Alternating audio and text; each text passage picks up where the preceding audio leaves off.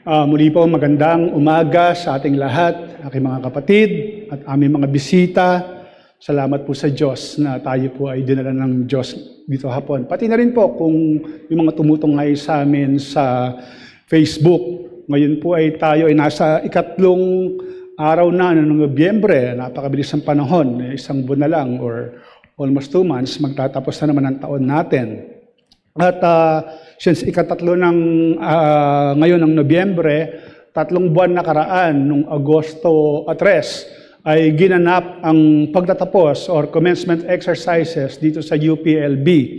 At naalala ko nga ay doon ay marami tayong nakita ng mga estudyante na mga nagtapos at isang highlight ng pagtatapos na yan ay 925 graduates ang tumanggap ng Latin Honors. Ibig sabihin, ito yung aking record, gagalito sa Google, 23 ang summa cum laude, 343 magna cum laude, and 559 cum laude. Bukod pa dun sa ibang mga awards na natatanggap ng mga estudyanteng to. Napakaganda na makita may mga awards na to. Talaga namang ito ay bunga ng pagtsatsaga ng mga estudyante sa kanilang pag-aaral. At tunay, pagdating dyan, ay marami silang tinatanggap ng mga parangal sa kanilang mga kaibigan, sa madla, at doon ay makikita natin ang talagang mga papuri. At syempre, kung ikaw yung gumraduate at nakatanggap ka ng mga ito, ay masarap marinig. Ngunit, alam din natin na mayroong mga panganib ang laging papuri na ibinibigay natin, lalo na sa mga tao, lalo na pag sila ay tumatanggap ng karangalan. Hindi masamang bigyan natin sila ng pagpaparangal. Ngunit kung paulit-ulit na, ay maaaring magbunga yan ng panganib.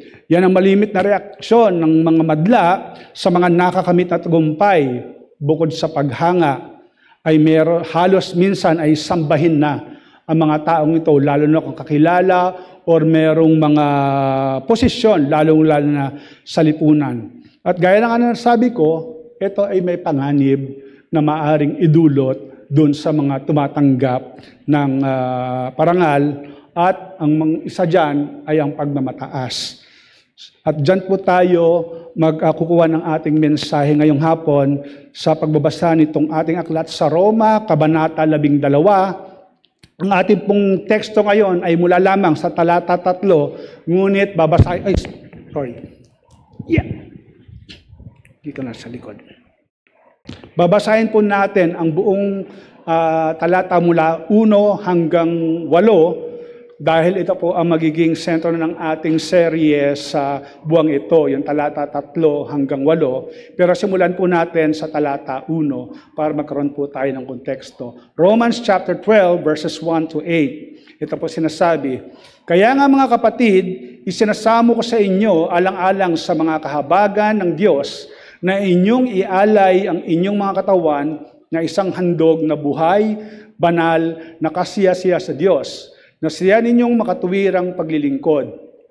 Huwag ninyong tularan ang sanlibutan ito, kundi magbago kayo sa pamamagitan ng pagbabago ng inyong pag-iisip upang mapatunayan ninyo kung alin ang mabuti, kasiyasiya at lubos na kalooban ng Diyos." Talata 3, "Sapagkat sinasabi ko sa pamamagitan ng biyaya na binigay sa akin na ang bawat isa sa inyo ay huwag mag-isip sa kanyang sarili ng hinggit kaysa nararapat niyang isipin, kundi mag-isip ng may katinuan ayon sa sukat ng pananampalataya na ipinamahagi ng Diyos sa bawat isa.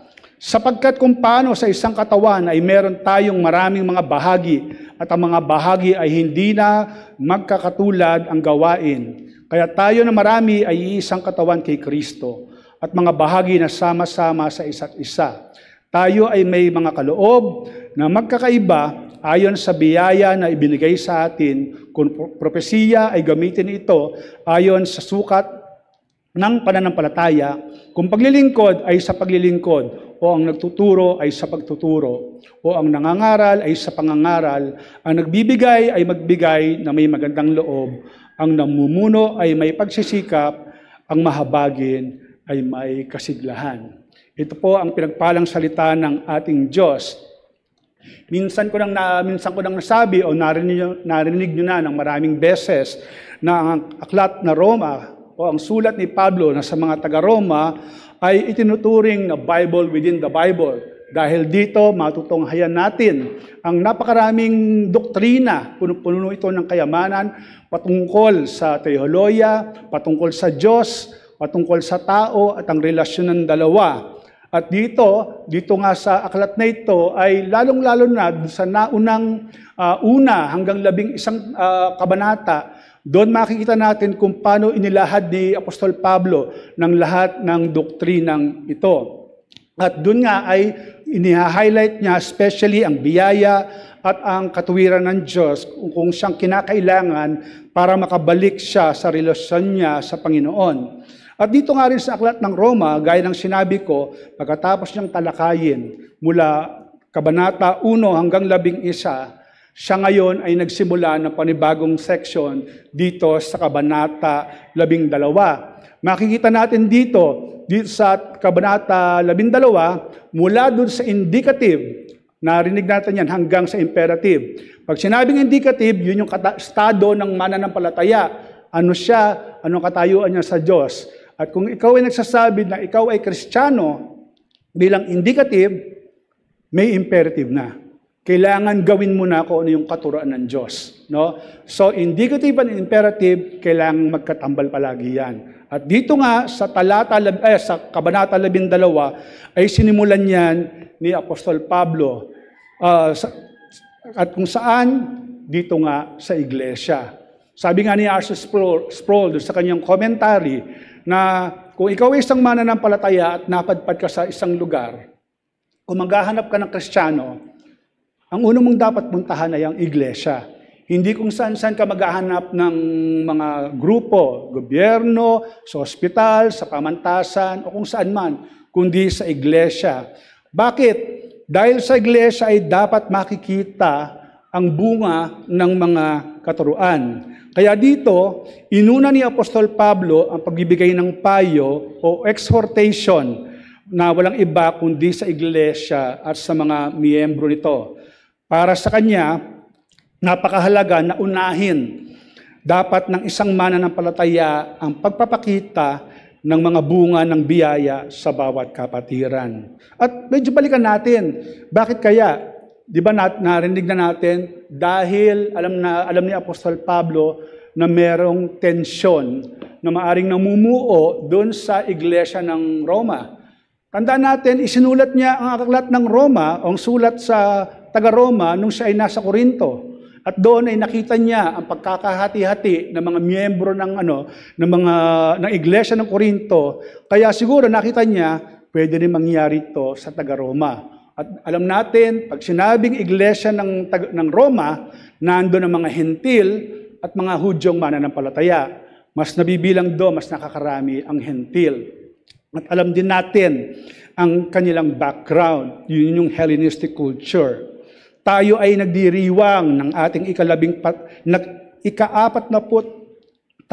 anibersaryo at hindi kaila naggaya ng maraming iglesia katulad ng taga-Roma ay maraming nangyayari, no?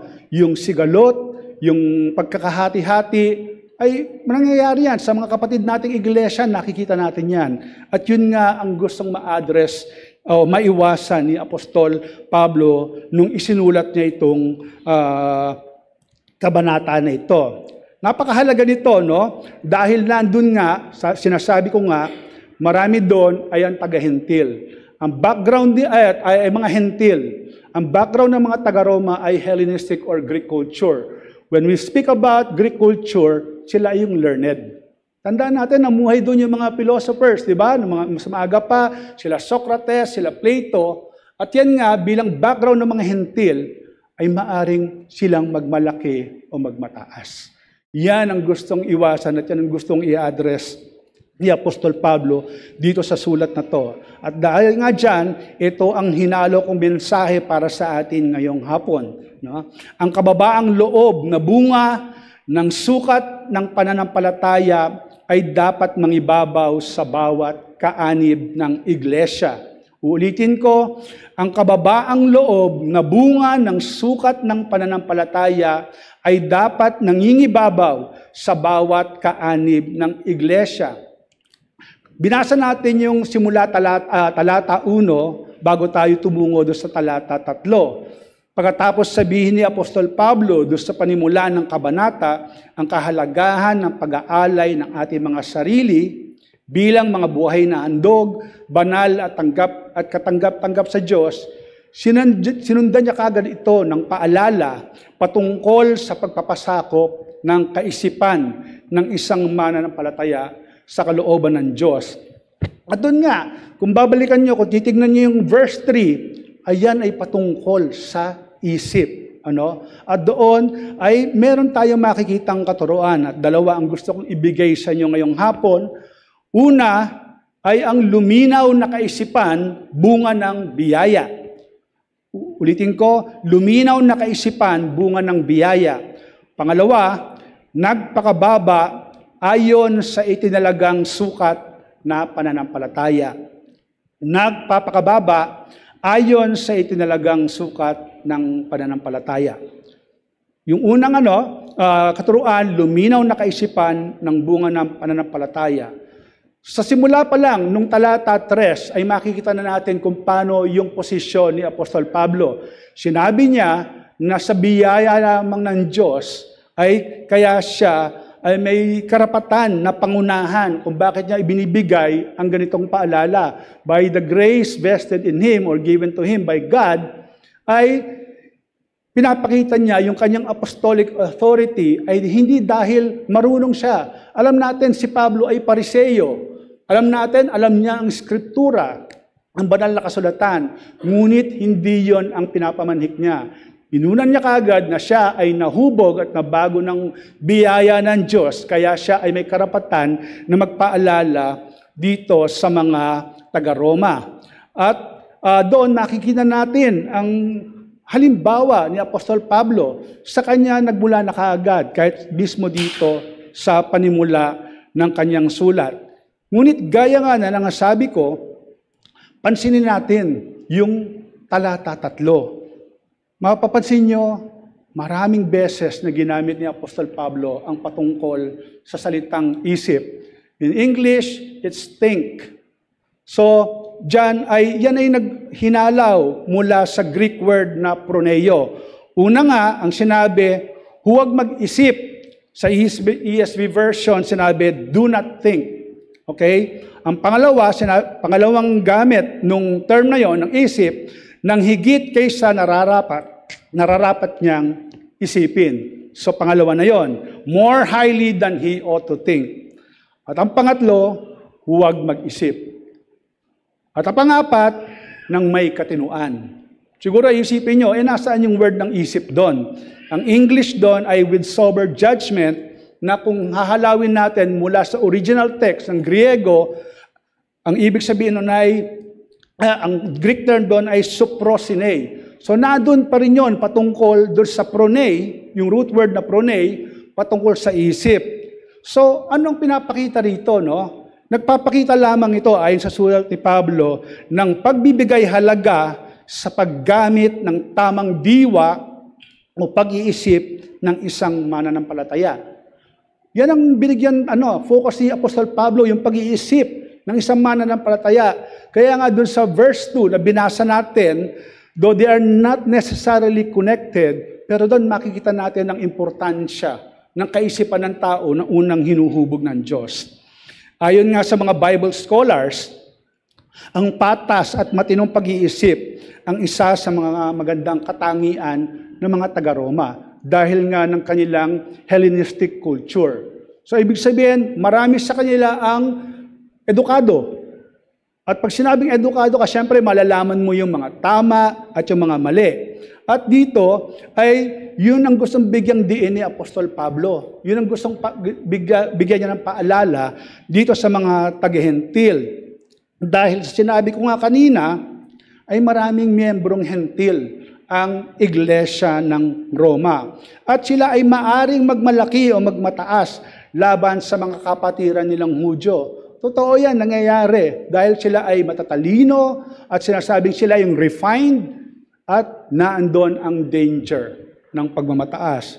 Ngunit hindi rin nagpapaisa ang mga Hudyong mananampalataya. Anong sinasabi nila? Bagamat hindi sinabi sa binasa natin, hindi binanggit, ang inaangkin nila, kami ang lahing pinili ng Diyos.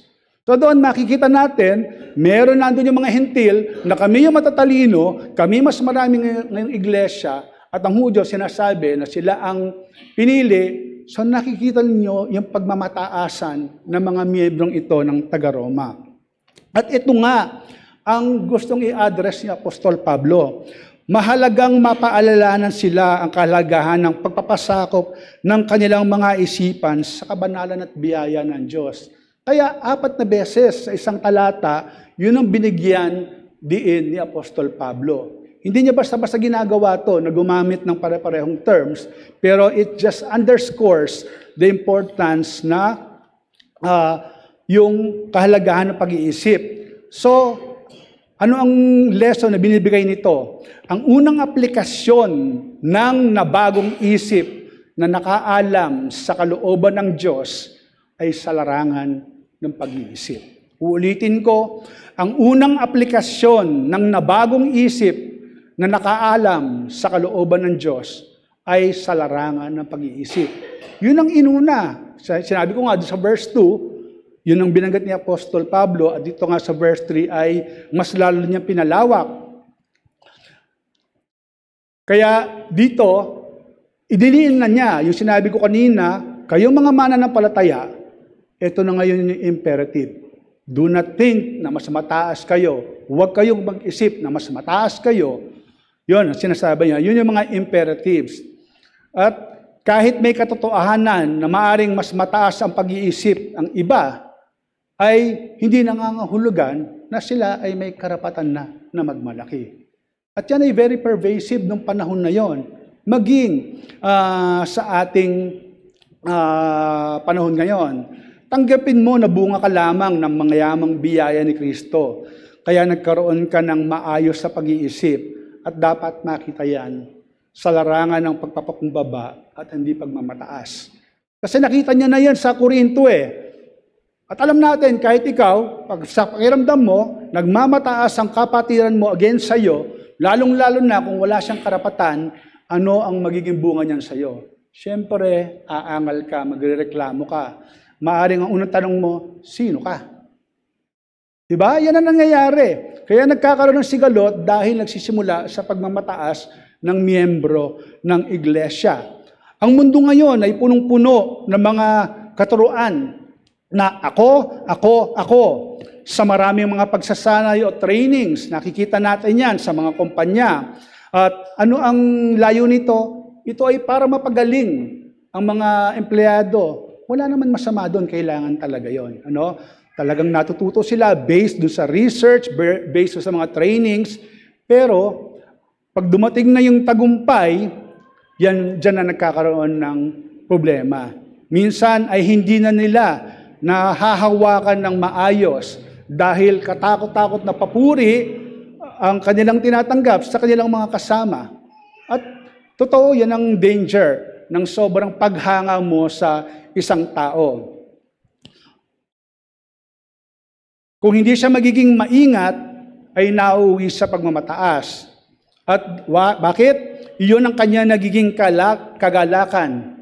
At minsan, nagiging sobrang lasing na siya sa tagumpay at sa parangal. At nakakalimutan ng Diyos.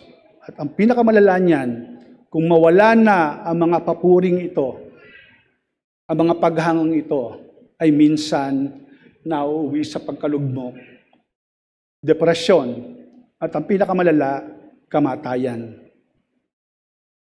Marami sa atin kilala si Elvis Presley at si Whitney Houston. Gagamitin ko itong dalawang artist na ito. Ang mga ito ay lumaki sa Kristiyanong pamilya. In fact, si Elvis Presley ay meron siyang album ng mga gospel hymns. I have one, yung How Great Thou Art. Actually, maganda yung version if you listen to that. So Whitney Houston was also a choir singer. Pero alam natin ang kinahantungan nila. Nung sila ay sumikat, Katakot-takot na papuri ang tinanggap nila, hindi na nila na kayang panghawakan dahil yun na ang lumulunod sa kanilang isipan. Yung papuri ng mga tao, pero pag mag-isa na sila, mag-engage na sila sa drugs. Yan ang nangyari. Yan ang danger ng pagmamataas. Mataas na sila, at pag nawala na yung mga pagmamataas na yun, lalo pag mag-isa na, nauuwi sa trahedya.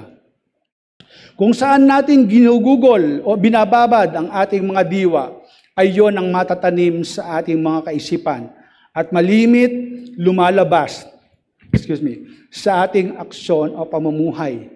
Yan ang sinabi doon sa Romans 12, verse 2 na binasa natin kanina. Kaya sinabi doon, kailangan magpasakop ang ating diwa at ang isipan. Kung ang tinuturo sa iyo ay huwag mapanghusga ng banal na salita, syempre, hindi ka nga magiging mapanghusga. Kung ang tinuturo sa iyo ay mahalin mo iyong kapatid, mahirap man, ay susundin mo yon kung tunay kang mananampalataya. Ito ay dahil lamang hinuhubog ng pag-iisip ayon sa salita ng Diyos.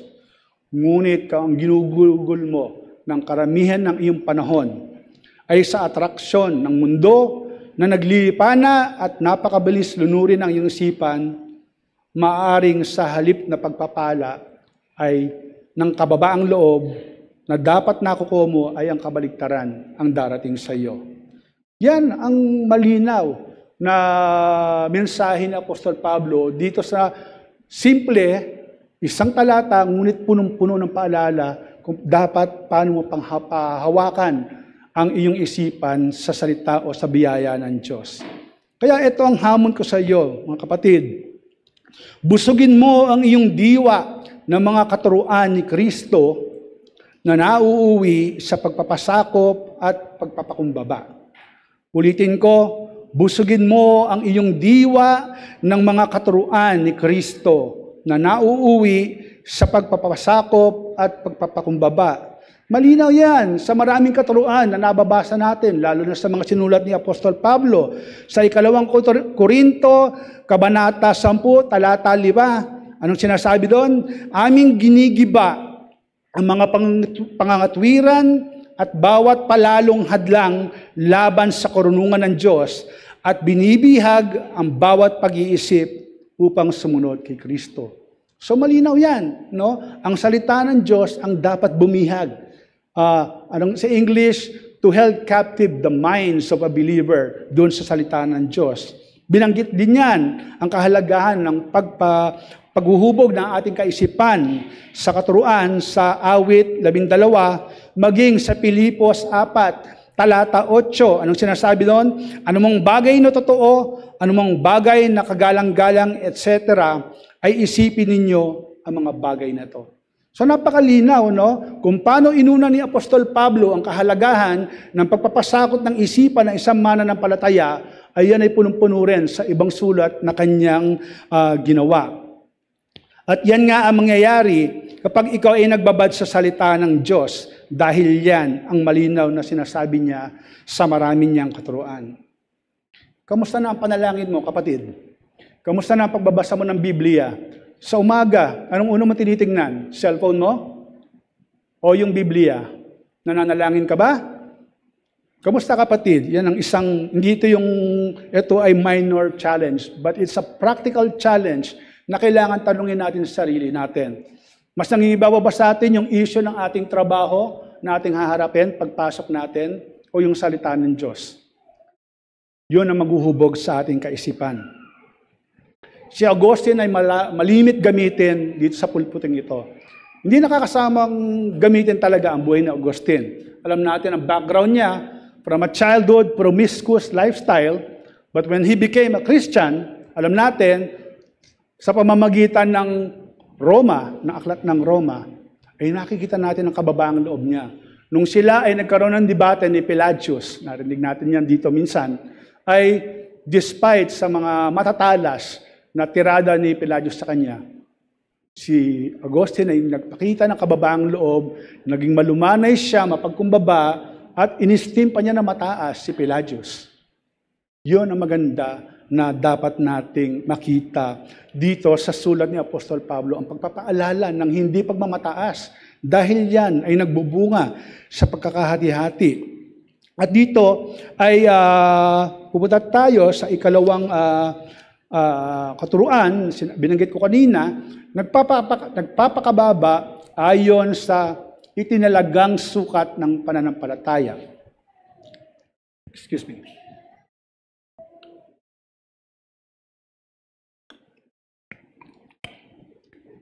Pagkatapos linawin ni Apostol Pablo na ang kaisipan ng tao, ang isa sa unang binabago ng biyaya ng Diyos, ay ang dinuto niya ang hindi pagmamataas o ang pagpapakumbaba ay bunga lamang ng sukat ng pananampalataya.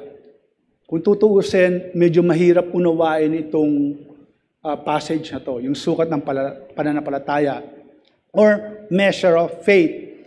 Ang mga Bible scholars ay may iba't ibang interpretasyon dito. No? Pag sinabing sukat ng pananampalataya, yung sukat in Greek ay metron. Metro, pag sinabi nating metro, it's being measured. Okay? Ang unang view dito ng ilan, bagamat tama ay, ang sabi nila, ito ay patungkol sa standard o pamantayan ng pananampalataya. Ang ibig sabihin nito ay ito yung basic na pananampalataya na natanggap natin kay Kristo. Ito ay very equal, walang pagkakaiba. Ngunit may pangalawang pagkakaunawa dito sa measure of faith na ito o sukat ng pananampalataya. Ang sinasabi ay ito ay nagpapakita ng dami o bilang or quantity ng pananampalataya. Sinasabi nila, inallocate ng Diyos ang pananampalataya doon sa mga Kristiyano. Ngayon, sabi nila, medyo magulo yan. Bina-violate ni Pablo yung sinasabi niya, dapat pantay-pantay lang, hindi dapat mapagmataas. Pansinin natin ang Roma 14, talata 1. Romans 14:1. Anong sinabi dito? Ngunit ang mahina sa pananampalataya ay tanggapin ninyo, hindi upang mag-away tungkol sa mga kuro-kuro. So sinasabi talaga ni Apostol Pablo na meron talagang mahina sa pananampalataya at meron din malakas o matibay sa mga pananampalataya. Sa makatuwid, baka ito magkaroon ng interpretasyon na sinasalungat mismo ng apostol na ito, ngunit sa totoo ay hindi. No? Sabi nga ni Tom Schreiner, basahin ko lang, isinalin ko sa Tagalog kasi Tagalog yung aking message. Ito sinabi niya, hindi iniiwasan ni Apostol Pablo ang problemang ito. Yun yung hindi siya consistent sa equal faith or bawal magmataas as against dito sa apportioning the faith. Ito nga, no? Hindi iniiwasan ni Apostol Pablo ang problemang ito sa pamamagitan ng pag-apila sa pagkapantay-pantay ng mga mananampalataya. Ang pagmamataas ay naiiwasan sa pamamagitan ng tamang pag-estima o tamang pagtansya ng sariling pananampalataya ayon sa iginawad o itinalagang sukat ng pananampalataya ng Diyos na isang kaloob o gift at hindi bunga ng kanyang sariling kabutihan. Kailangan din natin pansinin na sinabi ni Apostol Pablo na ang mananampalataya ay may iba't ibang kaloob. Yan ang sinabi niya doon sa unang Korinto, 1 Corinthians chapter 12, verses 4-6. At doon nga, kung sa binasa natin kanina, doon sa verse 6, makikita natin yung iba't ibang kaloob. At dito nga, ay may ibang paggalaw or magkakaibang paggalaw ang banal na espiritu sa mga mananampalataya. 1 Corinthians chapter 12, verse 7. So, makikita natin, bagamat pantay-pantay ang mga mananampalataya, pero base sa kaloob ng binigay ng Diyos, ay maaring nagbavarya ang pananampalataya, angkop dun sa kaloob ng binigay ng Diyos. Kung halimbawa, ito yung kaloob mo, ito yung katapat niyang sukat na pananampalataya. Tama-tama ang pagbigay ng Diyos doon. Kaya ang tinuturo nun ay maging kontento ka na doon sa pananampalatayang yun dahil yun ay ibinigay na ng Diyos. Enough na yun. Hindi ka dapat magmataas dahil enough na yun. Kasi yun yung kaloob mo. Yan ang gustong sabihin nung talatang ito. Yan ang sinasabi ni Tom Schreiner. Si John Murray, sabi din niya, kung ano ang ginawad na kaloob sa iyo ay may sukat na kaukulang pananampalataya. Iyon na nagiging gabay sa limitasyon kung hanggang saan lamang dapat gamitin. So malinaw, ayon sa kaloob na binigay sa iyo ng Diyos, may katapat na sukat na pananampalataya yon. So ano ang pinapakita rito? Ang pagkilala sa Diyos bilang tagapagbigay ng kaloob na may kaukulang sukat na pananampalataya ay isang mabisang sandata laban sa pagmamataas. Ulitin ko, ang pagkilala sa Diyos bilang tagapagbigay ng kaloob na may kaukulang sukat na pananampalataya ay isang mabisang sandata laban sa pagmamataas. Yan dapat ang nangingibabaw sa atin, mga kapatid. Narinig na natin yan many times, yung mga tayo ay binigyan ng kaloob o gifts ng Diyos. At magkasya tayo doon, gamitin natin yon dahil sapat na yon. Ngunit minsan, marami ang gustong sumaklaw na mas marami, kahit hindi niya na kaloob yon. Yan ang nangyayari. Gusto nilang magmataas.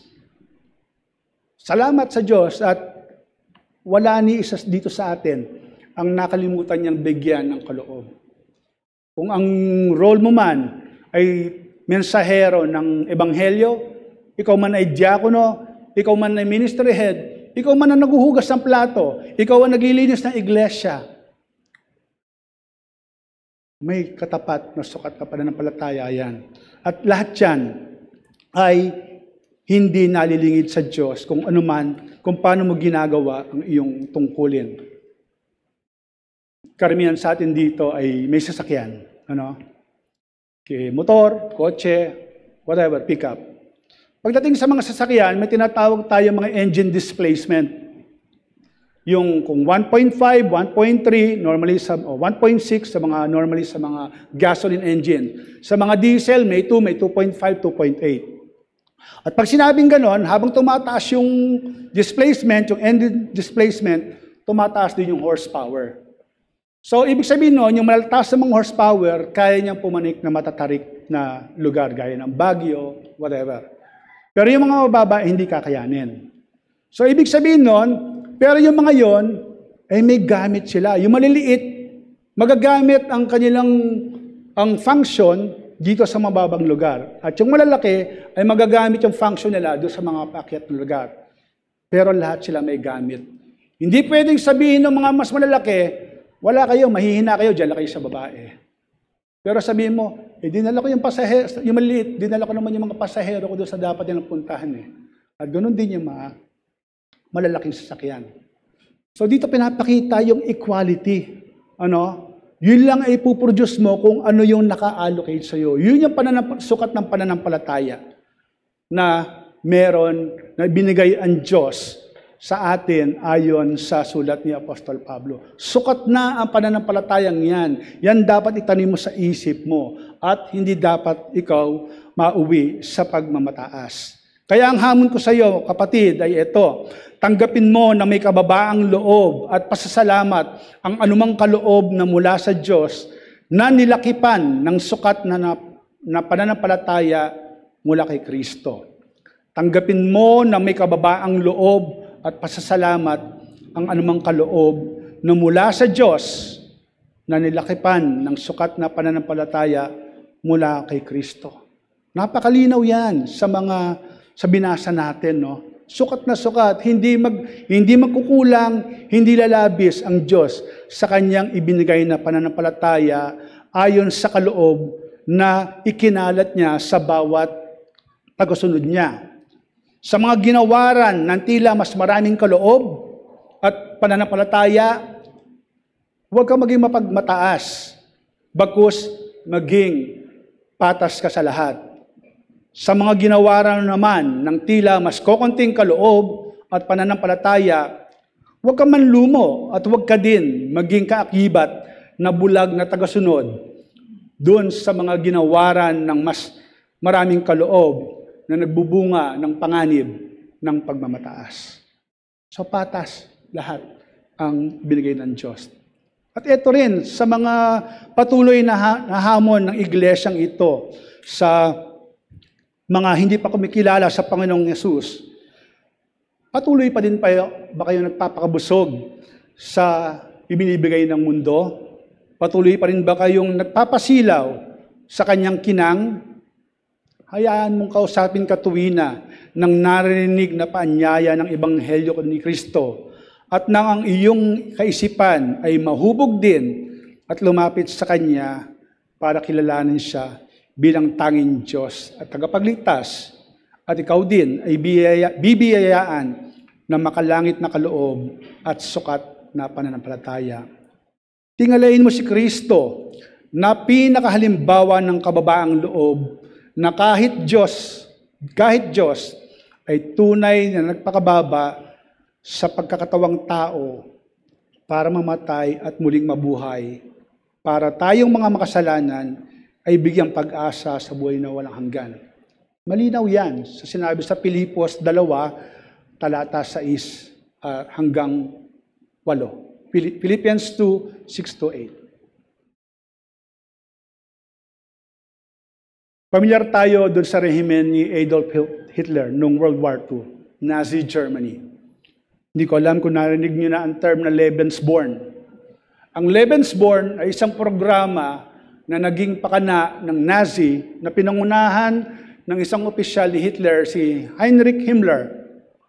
Yung Lebensborn ay naglalayon na magkaroon ng racial purity. Sa kanila, ang kanilang paniniwala ay ang Aryan, ang pinakamagandang lahi.